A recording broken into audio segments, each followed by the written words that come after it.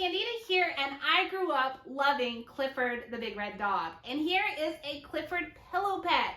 And so here you can see he is a nice big red dog, but he's super soft, plush, comfortable. My daughter loves Clifford. I grew up reading it. She is now at the age where she's reading it. And so we have a Clifford pillow pet.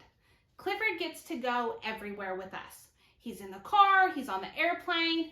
What I like about it is he is folded right now, so you can carry him, he's more of a toy, or you can put him behind your head and use him as a pillow. If we want to open him up, it's got a Velcro, and so we open him up and we can lay him flat. So now if she wants a thinner pillow, she can lay like this, she can sit on him, she can do all of the things. This Velcro right here, it has an extra flap to protect it, so it's not going to lose its stickiness. But when we're ready to put him back together, we simply just pull this down, fold him over, and he's back together. And so I do like the fact that she can open him up, or she can simply fold him back up. So he is versatile like that. He's very soft.